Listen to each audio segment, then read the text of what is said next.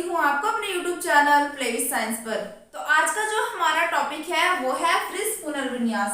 देखो, फ्रिस पुनर्विन्यास की अगर हम बात करते हैं तो इसमें हम कौन कौन सी रिएक्शन है, मतलब कैसी रिएक्शन है पढ़ेंगे, इसके बारे में हम डिटेल से बात करने वाले हैं। ठीक है, तो सबसे पहले अगर हम बात करते हैं फ्रिस पुनर्विन्यास की, तो इसमें हम क्या क्या कंपाउंड लेते हैं, किन किन के बीच रिएक्शन करवाते हैं और क्या उत्पाद बनता है, इस चीज के बारे में आप ध्यान से सुनना। ठीक है, तो सबसे पहले देखो, ये आपका फिनॉल की रासायनिक अभिक्रियाओं में ही टॉपिक चल रहा है। 2-4 निम्न रिएक्शन है जो मैं आज कंप्लीट करा दूंगी, फिर हमारा इथर वाला टॉपिक स्टार्ट हो जाएगा।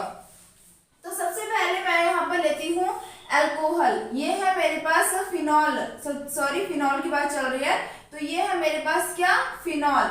अब देखो, मैंने जो यहाँ पे फिनॉल लिया है इसकी रिएक्शन करवाती हूँ मैं सबसे पहले एसिटिल क्लोराइड से। अब एसिटिल क्लोराइड का फॉर्मूला सभी को ध्यान होना चाहिए, CH3COCl। ये किसका फॉर्मूला होता है, एसिटिल क्लोराइड का। अब होता क्या है, यहाँ पर आपका जो ये हाइड्रोजन है ये एसिटिल क्लोराइड के Cl को लेकर बाहर निकल जाता है, किसकी फॉर्म में, HCl की फॉर्म में। अब ये दोनों आपस में रिएक्शन करेंगे और माइनस HCl की फॉर्म में बाहर निकल जाएंगे।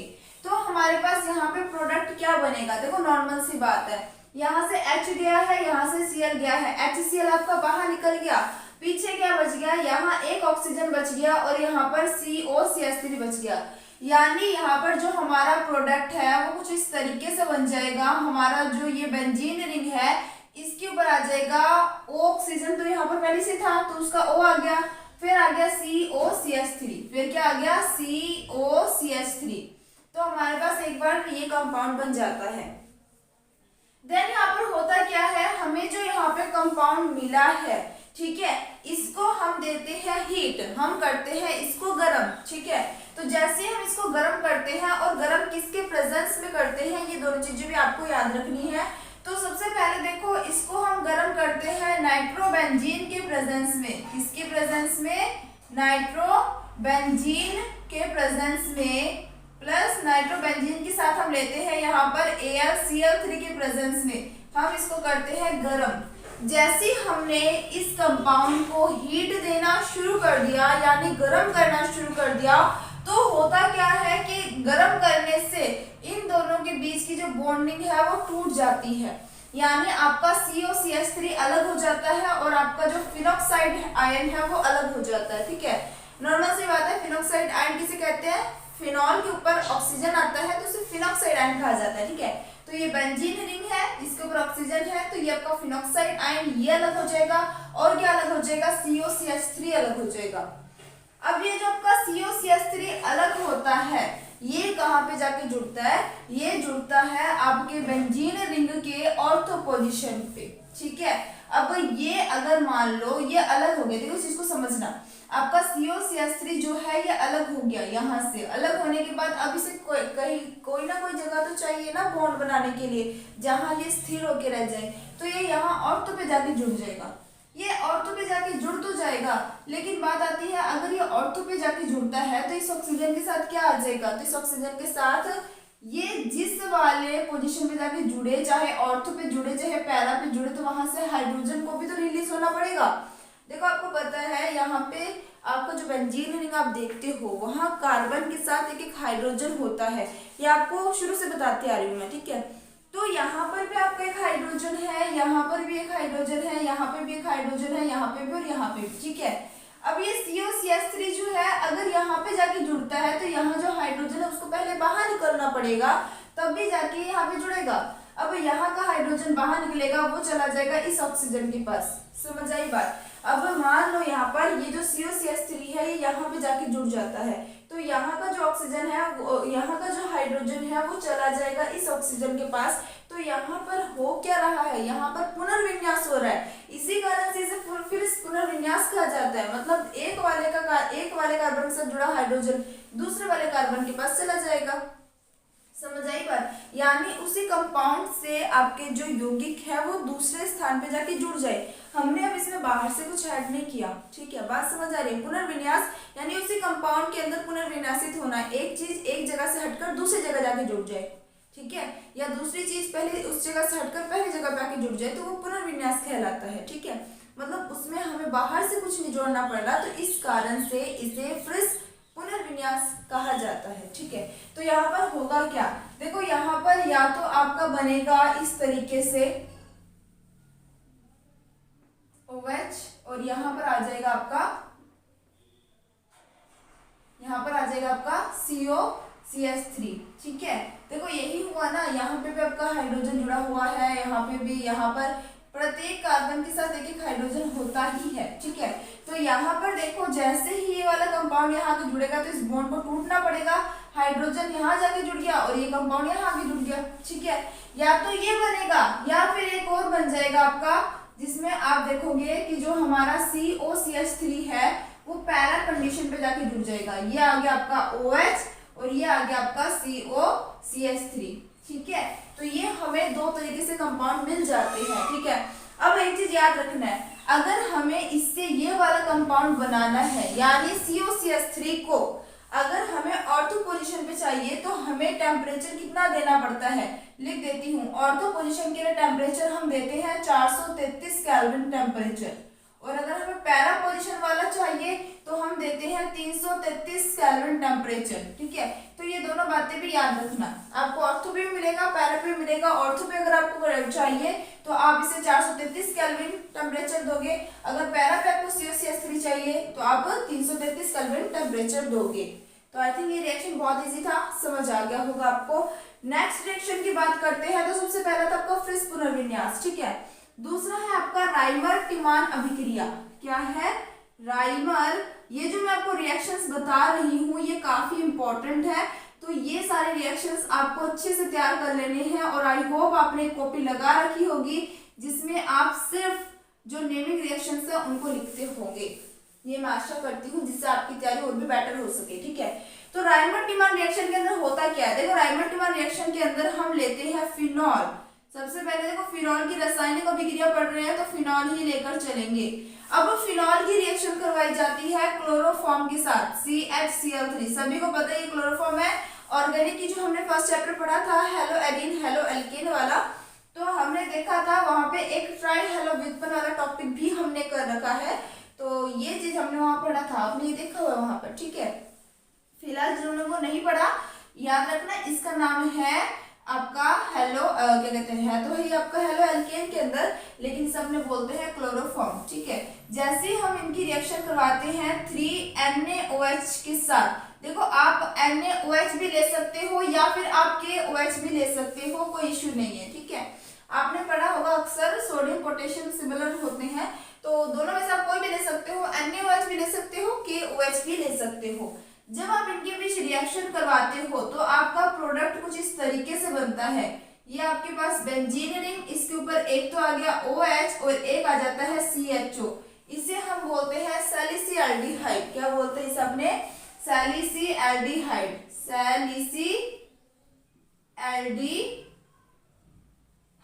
सैलिसिएल्डिहाइड हमारे पास तैयार हो चुका है। अब देखो ये तो हो गया कि हमने नॉर्मल वे में पढ़ लिया कि ये हमारा फिनॉल है, फिनॉल की क्लोरोफॉर्म की रिएक्शन करवाई, और कोई भी क्षार ले लो, चाहे आप सोडियम हाइड्रोक्साइड ले लो चाहे पोटेशियम हाइड्रोक्साइड ले लो। जब इन दोनों के बीच, इन तीनों के बीच रिएक्शंस करवाते हैं तो क्या हो जाता है, यहाँ पर एक ग्रुप आ जाता है CHO जो है वो अब पूरे कंपाउंड को सैलिसिएल्डिहाइड कहा जाता है।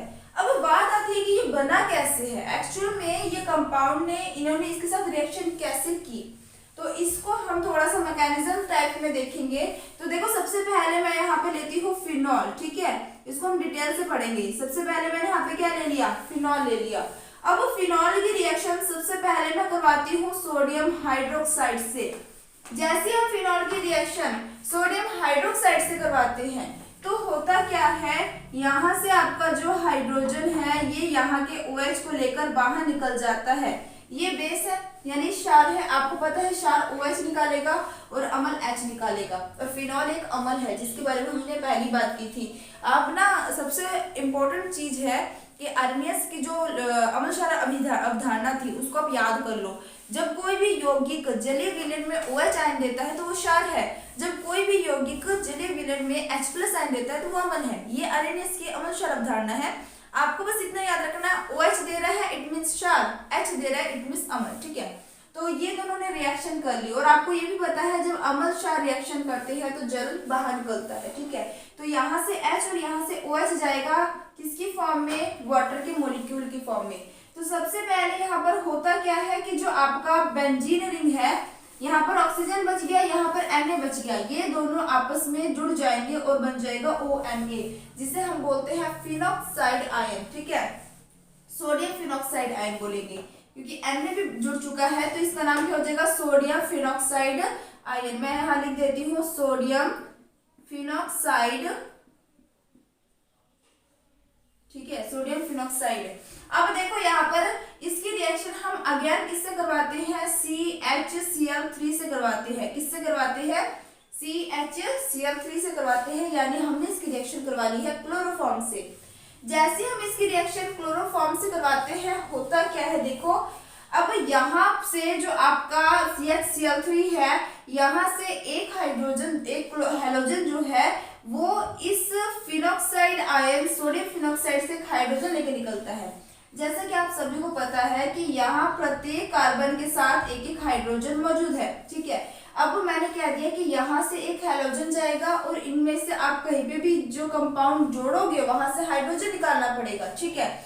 मान लो आपने यहाँ से एक हेलोजन निकाल दिया, यानी Cl निकाल रहे हो, तो बचा क्या, CHCl2 बचा, है ना।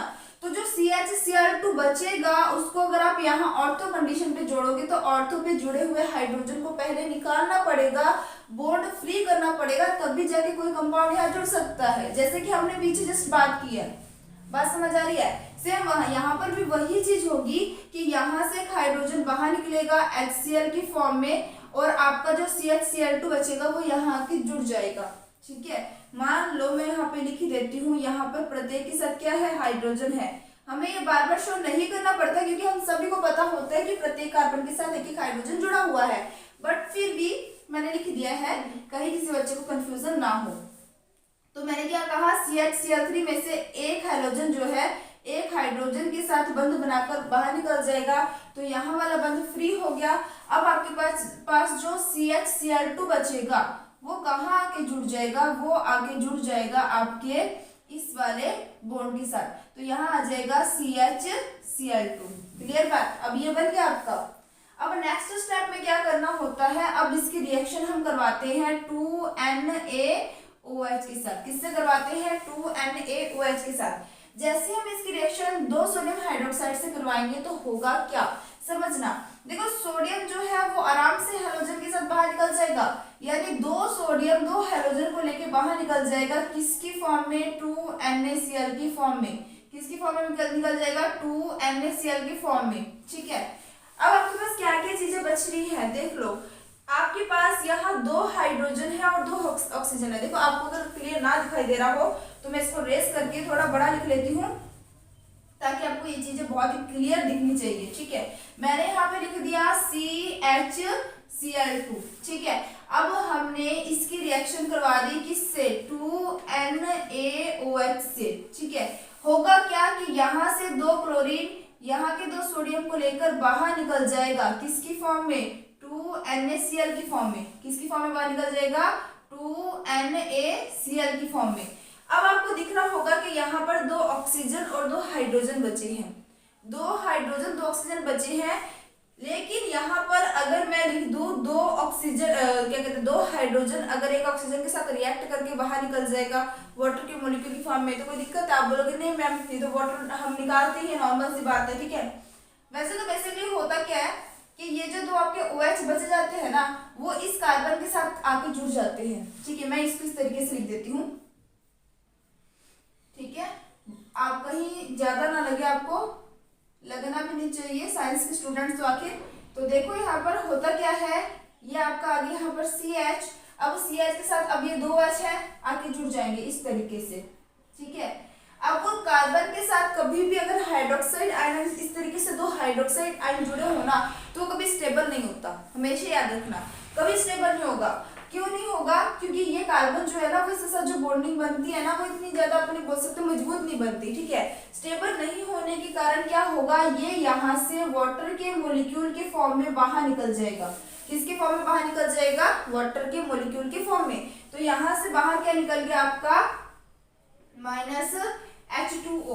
अब माइनस H2O बाहर निकल गया तो आपके पास बना क्या, मैं यहाँ लिख देती हूँ। आपके पास क्या बन जाएगा, इस तरीके से बेंजीन रिंग, यहाँ आ गया ONA और यहाँ आ गया आपका CHO। क्या आ गया, CHO। इस तरीके से बन गया आपके पास। लेकिन आप बोलोगे मैम अभी तक हमें कंपाउंड नहीं मिला, अब हम अपने प्रोडक्ट के बहुत ही नजदीक है। अब आपको करना क्या होता है, अब इसकी रिएक्शन हम करवाते हैं H3O+ यानी हाइड्रोनियम आयन से। आपको पता है हाइड्रोनियम आयन से रिएक्शन करवाएंगे तो H+ मिलना बहुत ही आसान है, और हमें H+ ही चाहिए ना, हमें ये सोडियम बाहर निकालना है और उसकी जगह हाइड्रोजन चाहिए, तो हमारा ये कंपाउंड बन जाएगा। और वो हमें कहाँ से मिलेगा, हाइड्रोनियम आयन से मिलेगा। हाइड्रोनियम आयन बहुत ही इजीली आपको H+ दे देता है, ठीक है। तो यहाँ पर क्या होगा, हाइड्रोनियम आयन से रिएक्शन करवाएंगे तो यहाँ पर आपको इस तरीके से बेंजीन रिंग, आपका N बाहर निकल जाएगा, उसकी जगह क्या आगे जुड़ जाएगा, H आगे जुड़ जाएगा, और यहाँ आ गया CHO। ये बन गया आपका सैलिसिल्डिहाइड, जो हम बिल्कुल सिंपल वे में पढ़ते हैं, एक्चुअल में रिएक्शन ऐसी होती है, ठीक है।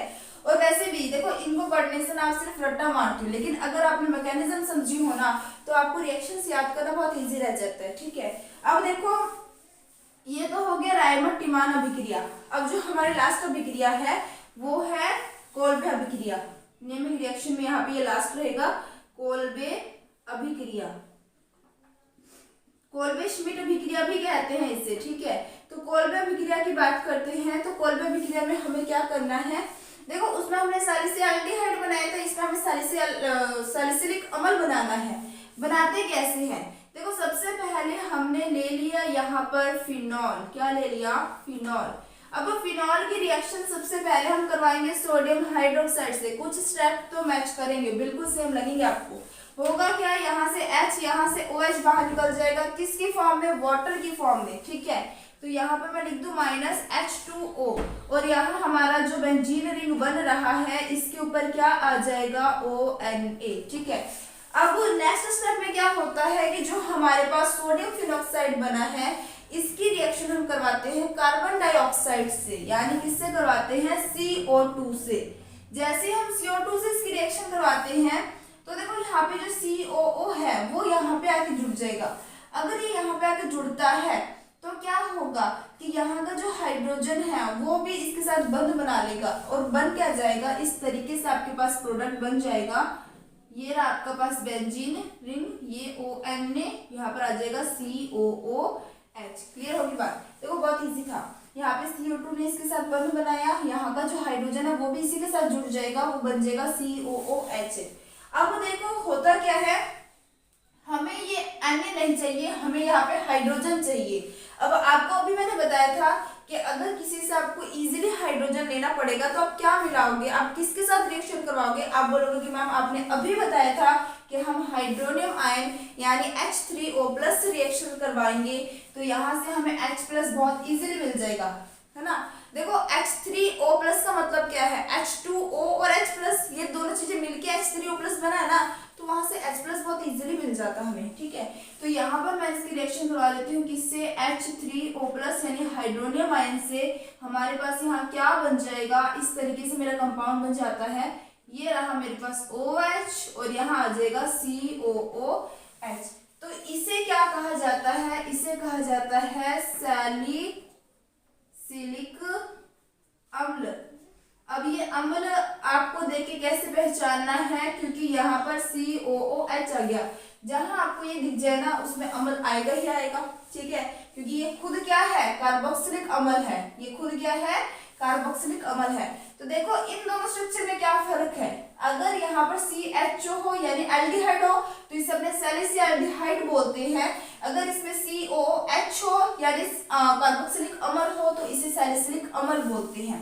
क्लियर होगी बात। तो ये तीन रिएक्शन आपको समझ आ गई होंगी, तो आप जल्दी से इसका स्क्रीनशॉट ले लो। ले लिया होगा आपने अब तक स्क्रीनशॉट, तो मैं जल्दी से इसको रिवाइज करवा देती हूँ क्योंकि ये तीनों रिएक्शंस बहुत इंपॉर्टेंट है, मोस्ट इंपॉर्टेंट करके लिख लेना। देखो कई रिएक्शंस जो है ना आपकी बुक में रिपीट होंगी, और जो रिएक्शंस रिपीट होंगी उनको मैं नेक्स्ट टाइम बता दूंगी, क्योंकि अगर हम इसी में टाइम लगाते रहेंगे कि पहले इस चैप्टर के अंदर जितने भी रासायनिक अभिक्रियाएं हैं अकॉर्डिंग टू आरबीएसई बोर्ड के अकॉर्डिंग बोल रही हूँ मैं, ठीक है। अगर इसके अकॉर्डिंग जितनी भी रिएक्शंस अगर हम करते हैं, आपके एनसीईआरटी में रिएक्शंस कम है, आरबीएसई के अंदर रिएक्शंस बहुत ज्यादा दे रखी है, ठीक है। आरबीएसई के अंदर एक चीज और है कि कई रिएक्शंस रिपीट हो जा रही है, तो जो रिएक्शंस रिपीट हो रही है उनको बार बार बताने से अच्छा है कि एक बार अच्छे से समझ लें, है ना। क्योंकि इससे क्या होता है कि एक तो आपकी टाइम की बचत होती है और कम टाइम के अंदर आपका सिलेबस कवर हो जाएगा, ठीक है। तो जल्दी से मैं इसको रिपीट कर देती हूँ। तो आरबीएसई वाले बच्चे बिल्कुल ना घबराए कि मैम ने सारे रिएक्शंस नहीं बताई है, वो रिपीट हो जाएंगे आने वाले चैप्टर्स में, ठीक है।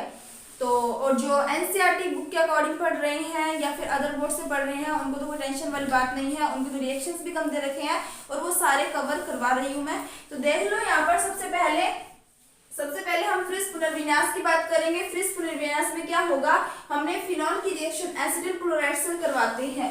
फिनॉल की रिएक्शन एसिटिल क्लोराइड से करवाने पर क्या होता है, सबसे पहले हाइड्रोजन जो है वो Cl को लेकर बाहर निकल जाता है, किसकी फॉर्म में, HCl की फॉर्म में। तो हमारा जो यहाँ पर एक ऑक्सीजन बच गया और एक COCH3 है वो आपस में जुड़ जाते हैं इस तरीके से, ठीक है। नेक्स्ट टाइम होगा क्या कि जो हमारे पास कंपाउंड बना है, ठीक है, इसकी रिएक्शन हम करवाते हैं नाइट्रोबेंजीन के साथ AlCl3 के प्रेजेंस में हीट देकर। जैसे हम इसको हीट देते हैं, यानी हीट देने पर क्या होगा कि जो आपका यहाँ पे जो यौगिक है COCH3 ये बाहर निकल जाएगा। ये बाहर निकल के या तो ऑर्थो पोजीशन में जुड़ेगा या फिर पैरा पोजीशन में जुड़ेगा। सभी समझते हैं। अब ऑर्थो किसे कहते हैं, पैरा किसे कहते हैं, ठीक है। मेन कंपाउंड से जुड़े हुए दोनों पोजीशन ऑर्थो कहलाते हैं, ऑर्थो के साथ जुड़े हुए दोनों कार्बन मेटा कहलाते हैं और मेटा से जुड़े हुए कार्बन को पैरा कहते हैं, ठीक है। तो यहाँ पर क्या होगा कि जो आपका COCH3 है, अगर ये ऑर्थो पे जुड़ेगा तो वहां का हाइड्रोजन जो है इस ऑक्सीजन के साथ बंध बना लेगा, तो इस तरीके से आपको मिल जाएगा। और अगर ये पैरा पे जाके जुड़ेगा तो पैरा वाला हाइड्रोजन इसके साथ बंध बना लेगा और इस तरीके से आपको प्रोडक्ट मिल जाएगा, ठीक है। तो यहाँ पर आपको एक चीज याद रखना है कि अगर आप ये ऑर्थो पोजीशन पे करवाना चाहते हो रिएक्शन तो आपको टेम्परेचर देना पड़ेगा 433 केल्विन। अगर पैरा पोजीशन पे करवाना चाहते हो तो आपको टेम्परेचर देना पड़ेगा 333 केल्विन। क्लियर बात। नेक्स्ट हमने कहा राइमर-टीमर रिएक्शन। देखो यहाँ पर अगर आप इस चीज को देखो तो आप देखोगे कि पूरे के अंदर आपने एक ही CH3 लिया है और यहाँ पर सोडियम हाइड्रोक्साइड टोटल कितने लिए हैं, 3 लिए हैं। तो जब हम फिनॉल की रिएक्शन क्लोरोफॉर्म और सोडियम हाइड्रोक्साइड से करवाते हैं तो हमारा बनता है सैलिसिल्डिहाइड। एक्चुअल में इसकी रिएक्शन होती कैसे है तो वो मैंने समझा दिया यहाँ पर। सबसे पहले हम ले लेते हैं फिनॉल की रिएक्शन करवाते हैं सोडियम हाइड्रोक्साइड से। सबसे पहले आपका जल का अणु बाहर निकल जाएगा, क्योंकि नॉर्मल सी बात है अम्ल की अभिक्रिया क्षार से करवाएंगे तो जल ही बाहर निकलता है। यहाँ पर हमारा बन जाएगा सोडियम फिनॉक्साइड आयन। अभी जो सोडियम फिनॉक्साइड बना है इसकी रिएक्शन हम करवाते हैं क्लोरोफॉर्म से। तो क्लोरोफॉर्म से करवाएंगे तो क्या होगा कि यहाँ से हाइड्रोजन जो है यहाँ से हाइड्रोजन को लेकर HCl की फॉर्म में बाहर निकल जाएगा, बचा CHCl2 वो आके जुड़ जाएगा आपके इस हाइड्रोजन के स्थान पर। ये कंपाउंड आपका बन जाएगा CHCl2 यहाँ के जुड़ गया। अब नेक्स्ट इसकी रिएक्शन हम दोबारा करवाते हैं 2NaOH के साथ। 2NaOH के साथ रिएक्शन करवाएंगे तो 2 क्लोरीन को लेकर बाहर निकल जाएगा NaCl की फॉर्म में। तो 2 हाइड्रोक्साइड आयन बचे। 2 हाइड्रोक्साइड आयन जो है इस कार्बन के साथ जुड़ जाएंगे। और आपको ध्यान रखना है कार्बन के साथ 2 हाइड्रोक्साइड आयन जो जुड़ते हैं वो कभी भी स्थायी नहीं होते। यहाँ से बाहर निकल जाएगा आपका वाटर का मॉलिक्यूल बन जाएगा। तो इस तरीके से निकल जाएगा तो आपका ये कंपाउंड बन जाएगा। नेक्स्ट हम इसकी रिएक्शन करवाते हैं हाइड्रोनियम आयन से, ताकि हमें H+ बहुत आसानी से मिल जाए। और H+ जो है वो क्या करता है, सोडियम को हटा करके फिर उसकी जगह पर आ जाता है और सोडियम बाहर निकल जाता है। इस तरीके से हमारा बन जाता है सैलिसिल्डिहाइड। क्लियर बात। नेक्स्ट है कोल्बे रिएक्शन या कोल्बे अभिक्रिया। कोल्बे अभिक्रिया में क्या होता है कि ये हमारे पास फिनॉल है। फिनॉल की रिएक्शन हम करवाते हैं सोडियम हाइड्रोक्साइड के साथ। जब इन दोनों की रिएक्शन करवाएंगे सेम वही प्रोसेस, अम्ल क्षार की रिएक्शन में जल का अणु बाहर निकल जाएगा। जैसे जल का अणु बाहर निकलता है तो हमारे पास बन जाता है सोडियम फिनॉक्साइड। जब इसकी रिएक्शन हम करवाते हैं CO2 के साथ तो होता क्या है कि जो हमारा बेंजीन रिंग है इसके ऊपर ONA आ जाते हैं। ये CO2 जिस वाले कार्बन के साथ जुड़ेगा उसका वाला हाइड्रोजन इसके साथ जुड़ जाएगा तो ये बन जाएगा COOH। लास्ट में हमें बस एक स्टेप करना है, वो है हमें हाइड्रोनियम आयन के साथ रिएक्शन करवानी है। जैसे हाइड्रोनियम आयन के साथ रिएक्शन करवाएंगे तो ये क्या करेगा, यहाँ आ जाएगा H+ के रूप में और अन्य बाहर निकल जाएगा और इस तरीके से बन जाएगा आपका सैलिसिलिक अम्ल। तो आई थिंक आज वाला टॉपिक आपको अच्छे से क्लियर हो गया होगा। अगर सारे टॉपिक्स अच्छे से समझ आ रहे हैं, अगर आप लोगों को कोई कंफ्यूजन भी होती है तो आप लोग कमेंट जरूर करें। अगर आपको कुछ समझ नहीं आ रहा है या फिर जो थोड़ा सा क्या कहते हैं समझने में दिक्कत आ रही है, कहीं पे भी कोई भी पॉइंट अगर आपको समझ नहीं आता है तो आप कमेंट करके मुझे ज़रूर बताएं, मैं आपके जो प्रॉब्लम्स है उनको दूर करूँगी इंशाल्लाह। तो इसी तरीके से आप लोग हंसते रहिए, मुस्कुराते रहिए और पढ़ते रहिए केमिस्ट्री मेरे साथ। All the best, take care, bye bye.